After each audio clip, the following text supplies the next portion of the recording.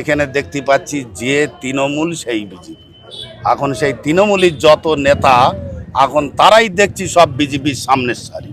এই 15 বছর তৃণমূল আমাদের ক্যানিং পূর্বটা শাসন করেছে, আর ওদের যা ক্ষমতা ছিল, কেউ যদি কথা বলতো তাদের গলার ওপরে পা তুলে দিয়ে তাদের কণ্ঠগুলো বন্ধ করে দেওয়া হতো।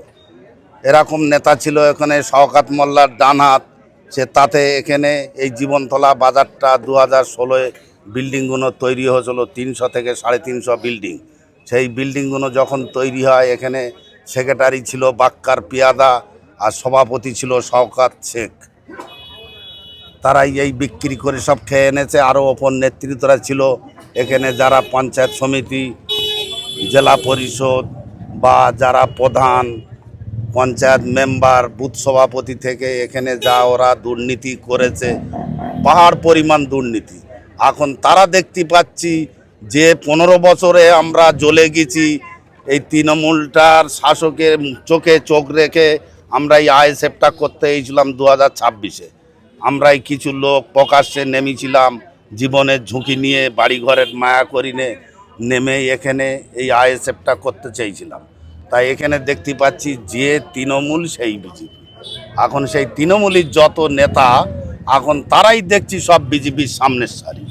যে শওকত শেখের ছেলে রবি বলে ওর নাম, ও হচ্ছে আমাদের কলেজের জিএস, আর শওকত মোল্লার সঙ্গে ঘুরেছে ও 4 মাস ভাঙড়ে।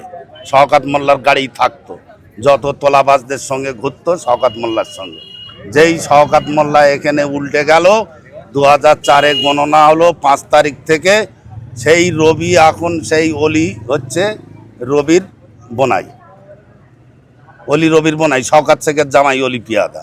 এখন তার সঙ্গে ঘুরে হঠাৎ একটা আমাদের এই ক্লাব ছিল চৌমাথায়, ওই ক্লাবটা তৃণমূলীর নেতারা, পায়খানা বাথরুম ছিল ভরাট করে দিয়ে ওরা বিক্রি করে খেয়ে ওষুধের দোকান করলো, এবং কিছুটা তৃণমূলীর নেতাদের দিল ক্লাব করতে, শওকত মোল্লা ফ্যান্স ক্লাব। সেই ক্লাবটা নিয়ে ওরা চালাতো।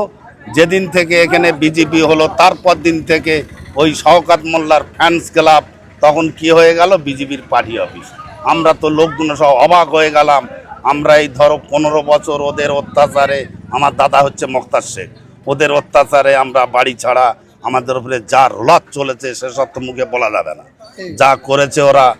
তার জন্য আমরা এখানে এখনও যা হচ্ছে, এই 3 দিন আগে আমরা একটা মিটিং করেছিলাম, কর্মী মিটিং। এটা হচ্ছে আমাদের মোর্শেদ মোল্লার বাড়ি, ওই 150-200 লোক। কর্মী মিটিং করার পরে 9টা 10 তখন মিটিংটা শেষ হয়ে গেছে।